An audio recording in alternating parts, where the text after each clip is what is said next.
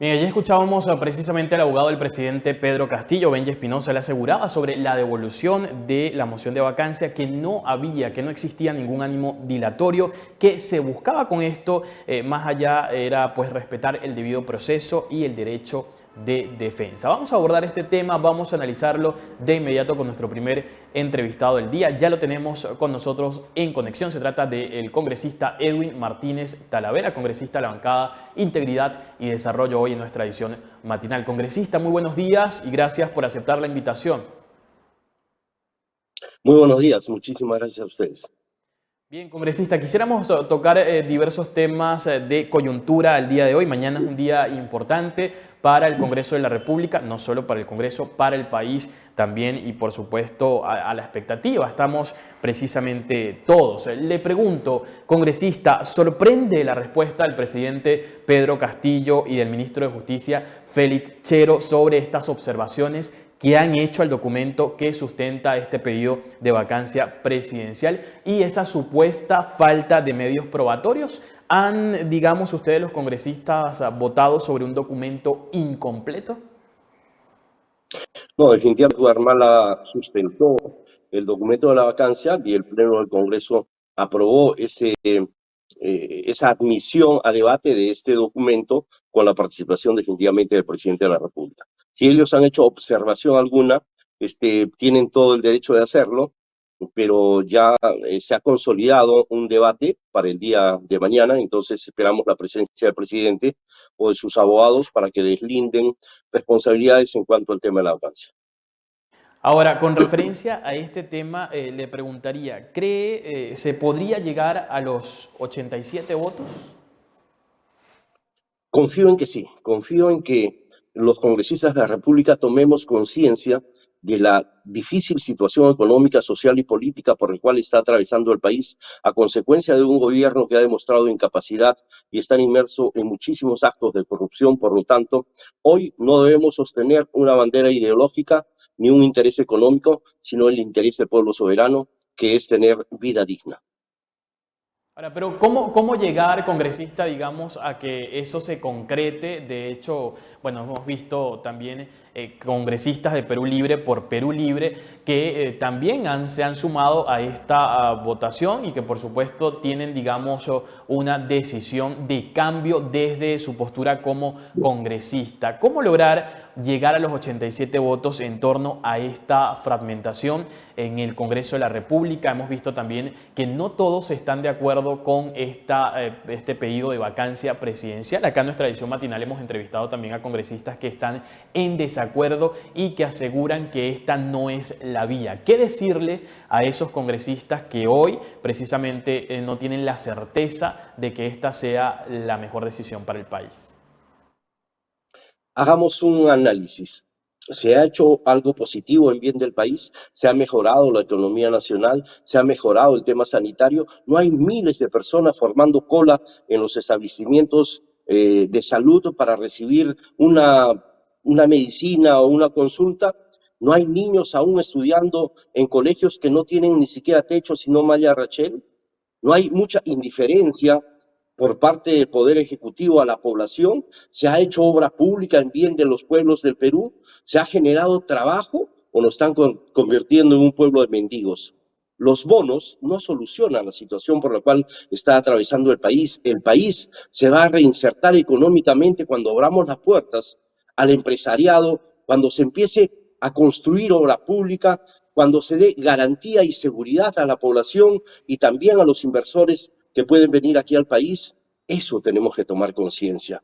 Hoy el país está siendo víctima de violencia, de saqueos, de sicariato incluso político, nos guste o no nos guste reconocer, porque hay mucha gente que se inmiscuye en este tipo de problemas para generar caos, violencia, y luego decir que solamente con el cambio de constitución se podría solucionar los problemas del país.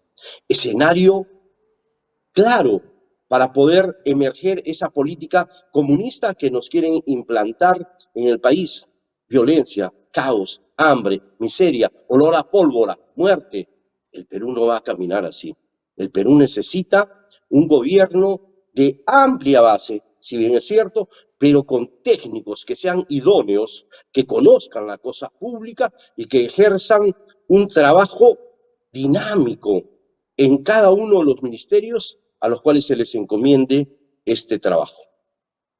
Ahora, congresista, le pregunto, ustedes como congresistas, como padres de la patria, ¿también no sienten un ápice de responsabilidad, digamos, moral en torno a este desastre, a esta situación que ocurre en el país con la política, a esta situación de inestabilidad que se profundiza cada día más? ¿Qué siente el congresista al día de hoy ante esta situación? ¿Hay algún ápice de responsabilidad? Todo esto también que usted enumeraba, que no se ha trabajado por el pueblo, también muchos ciudadanos aseguran y señalan al Congreso como responsable también de esta situación. ¿Cómo, digamos, equilibrar todo esto? ¿Qué responsabilidad recae en el Ejecutivo? ¿Qué responsabilidad recae en el Legislativo? Cuando hablamos y cuando enumeramos, nos atrevemos a enumerar estas situaciones que usted ha enumerado perfectamente y que sin duda son parte también de las carencias por el que atraviesa el país el día de hoy. Muchísima responsabilidad por parte del Congreso de la República.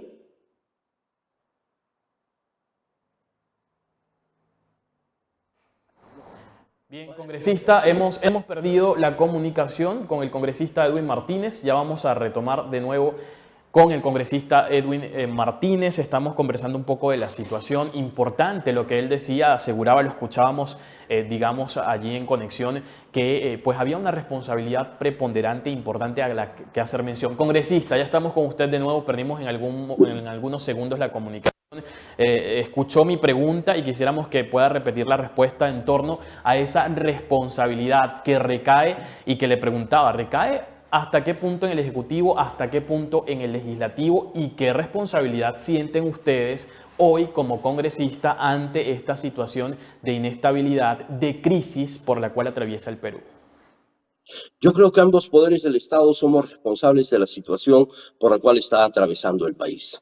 Yo personalmente me siento una terrible impotencia de no haber podido lograr los objetivos que me trajeron a Lima para representar a mi región Arequipa. Desde el inicio intentamos diálogo con el gobierno, aprobamos sus gabinetes ministeriales y no ejercimos una fiscalización tal vez más diría yo, más calmada.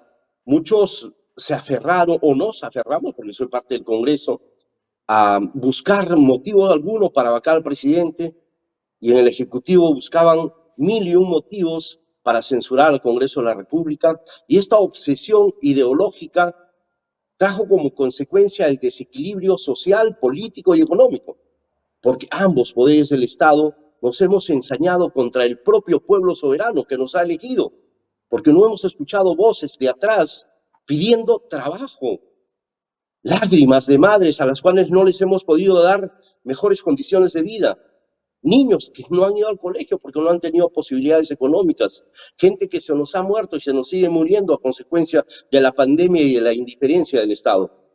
El Congreso de la República no es un ente de congresistas que solamente tiene que ser contrario a lo que diga el presidente. Yo no soy un congresista de oposición, porque el opositor se obsesiona. Yo soy un congresista con visión de futuro, con amor profundo al pueblo soberano. Y si tengo que volver a ir a Palacio de Gobierno y darle la mano al presidente y decirle, por favor, cambie de actitud en bien del país, le aseguro que lo volvería a ir.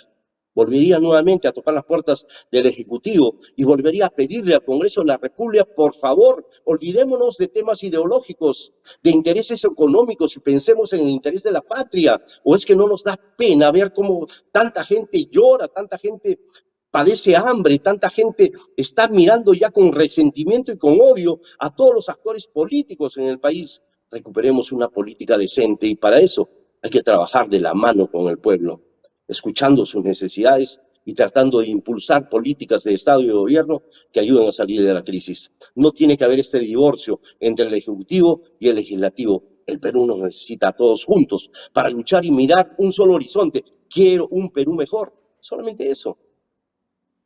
Ahora, señor congresista, ¿desde dónde cree que viene, digamos, esa voluntad de patear el tablero. Viene desde el legislativo, viene desde el ejecutivo. Usted decía un tema de responsabilidad que también es importante tocarlo, pero de alguna u otra forma, ¿de dónde se origina esa voluntad de patear el tablero? Veíamos que también llegó la misión de la OEA también acá al país. Han realizado un informe preliminar de lo que vieron acá. Aseguran que se necesita, digamos, tener ambas partes en la misma concordancia, tener un espacio para el diálogo, pero hay la sensación de que se quiere patear el tablero. ¿Desde dónde se quiere patear el tablero? Yo considero que es del Ejecutivo. Cada que sale el presidente fuera del país, a alguna plaza pública, reta al Congreso, ofende al Congreso, ofende a la Fiscalía de la Nación, ofende al periodismo. ¿Por qué? Porque no ha tenido capacidad de tener un plan de trabajo, un plan de desarrollo en bien del país y buscan culpables. Y culpa al Congreso y culpa a todo el mundo y no se culpa a él. Y Aníbal Torres, que cada que sale y de igual forma reta al Congreso de la República, nos trata como si fuésemos sus alumnos de la universidad. Y es que un tecnócrata del laboratorio como Aníbal Torres está acostumbrado a eso, a la cátedra universitaria. No ha salido a las calles, no ha visto la necesidad de la población, no sabe cómo ejercer un acto de obra pública. Él no conoce cómo solucionar el problema del transporte, de la agricultura. Es por eso que un año para poder comprar urea, por Dios, eso es terrible. Y ellos constantemente agreden y ofenden al Congreso de la República. Ya han perdido el respeto a la institucionalidad en el país. Y eso es algo que tampoco se puede permitir. Pero el Congreso debiera responder de una forma más mesurada, más alturada, sin buscar la confrontación, haciéndoles ver que el país no va a caminar con dos ruedas que le falten en el Ejecutivo. Es un carro que tiene que ser ayudado y sostenido por el Poder Legislativo y los demás poderes del Estado, para pensar única y exclusivamente en que somos el soporte de la población y tenemos que enmendar errores, corregirlos y trabajar, seguir trabajando. El Perú no puede parar. Si hoy se cambia al presidente, si se logra vacarlo, tenemos que continuar y darle la posibilidad que al final del túnel haya una luz de esperanza de un buen gobierno, con la posibilidad de que la doctora Dina Boluarte sí tenga la capacidad de tener un buen gabinete, con técnicos, con experiencia, con responsabilidad, íntegros, que trabajen en el bien del país. Congresista, quisiéramos también, bueno, que usted pueda analizar, evaluar, digamos, esas diversas reacciones que se han impulsado luego de esta petición, este pedido de vacancia como tal. Y de hecho, ahí estamos viendo en pantalla un tuit, justamente, seguro usted lo puede ver también, de Guido Bellido. Él dice: el pueblo que eligió a Pedro Castillo no va a perdonar a quienes van en contra de su voluntad. Los vacadores olvidan que el poder emana del pueblo y que la democracia nacida de ellos se defiende sin cálculos políticos. Abajo el golpismo, venga de donde venga. ¿Usted votó por la vacancia presidencial? ¿Usted se siente golpista? No, para nada. Creo que uno de los pocos representantes del Congreso de la República que ha ido a tenderle la mano al presidente he sido yo. He ido constantemente, convocado o no convocado, he ido a Palacio de Gobierno, me he reunido con el presidente. Sé cómo el presidente escucha, pero al final no le queda nada. Es un personaje que, si bien es cierto, se puede dialogar con él, pero pareciera que estuvieses dialogando con un niño que te escucha, pero no capta lo que tú le dices. Y es cierto, yo tengo que someterme a la decisión del pueblo soberano. Yo quiero comentarle a Guido Bellido algo. Antes, cuando yo iba a los mercados, iba a la parroquia, iba a jugar fútbol, mis amigos, la gente me decía: oye, qué bueno que estés apoyando al presidente de la República. Hoy me gritan en la cara: voten a esa persona, porque lamentablemente no sabe gobernar.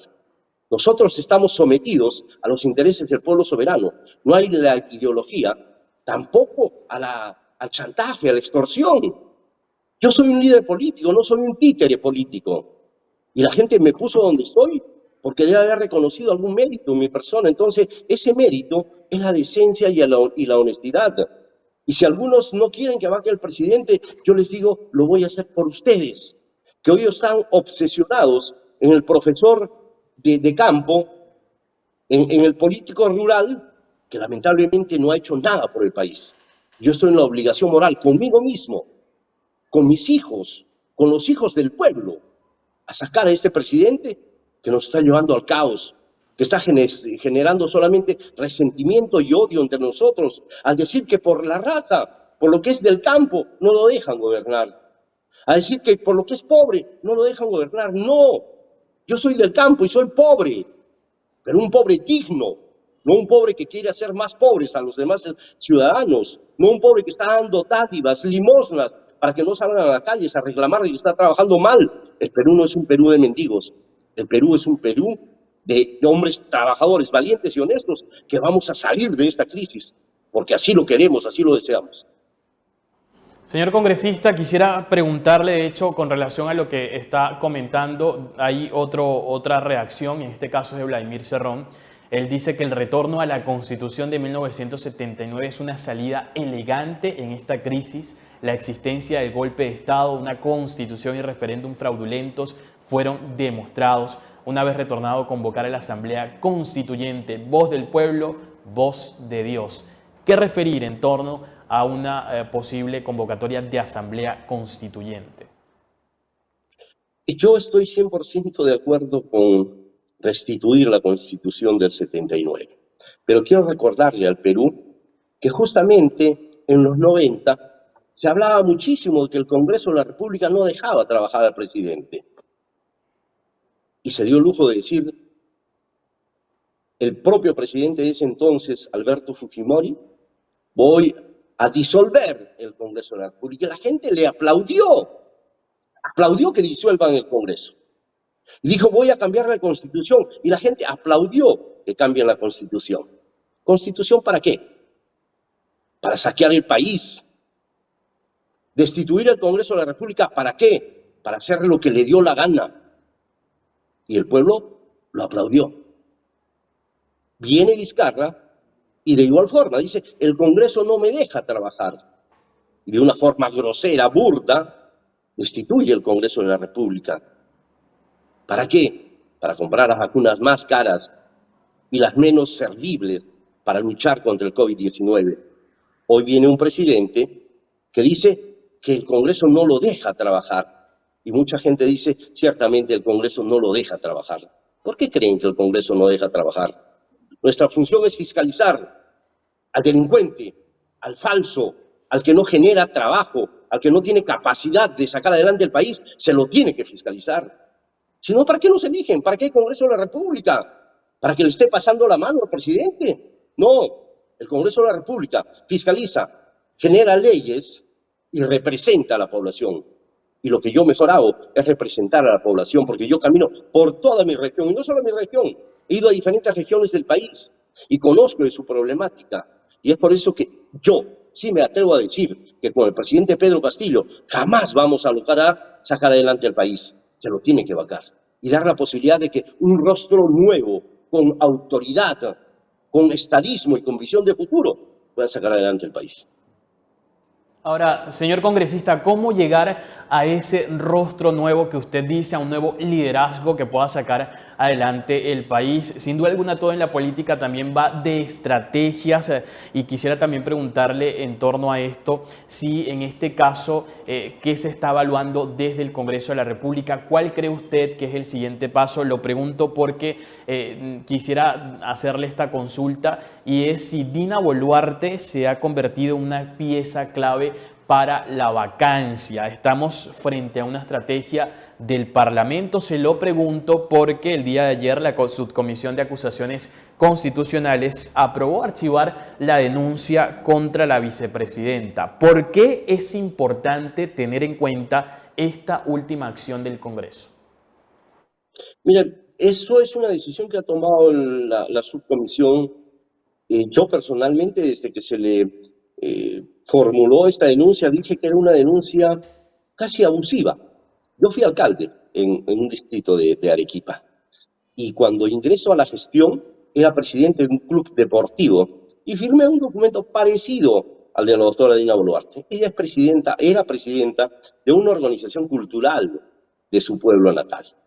No hubo dolo al Estado, no hubo dolo económico contra el Estado, hubo un error.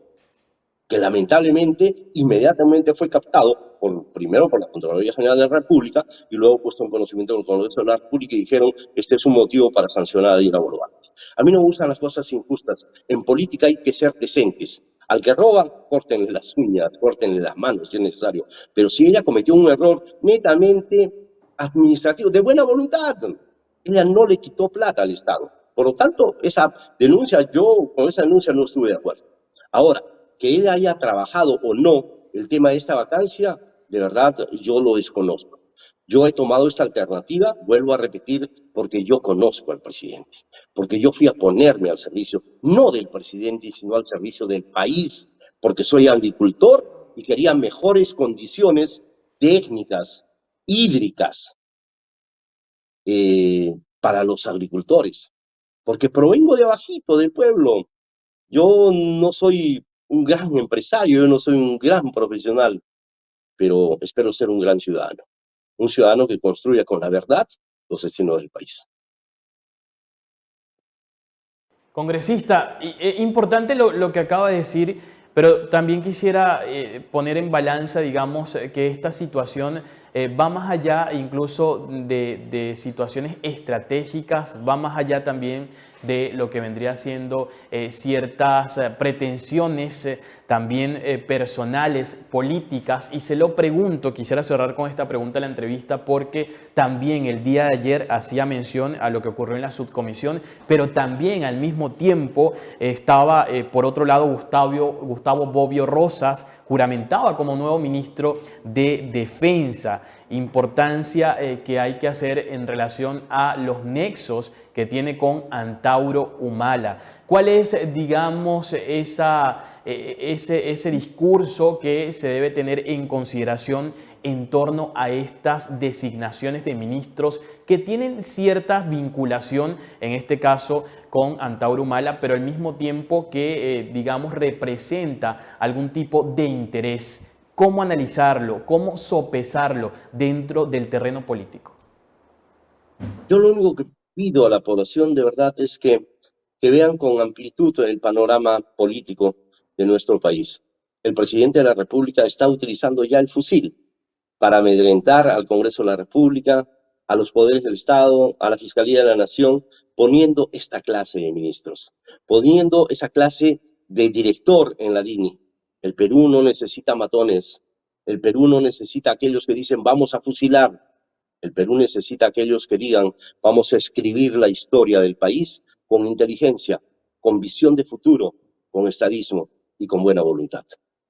Bien, congresista, muchísimas gracias por esta entrevista, por este espacio, por estar con nosotros hoy en nuestra edición matinal. Por supuesto, en otra oportunidad estaremos conversando sobre esta coyuntura. El día de mañana, un día relevante que hay que estar atento, ¿no? Desde los medios de comunicación, ustedes como congresistas y por supuesto ese compromiso con el país. Muchísimas gracias por aceptarnos este espacio. Muchísimas gracias a ustedes. Que Dios los bendiga.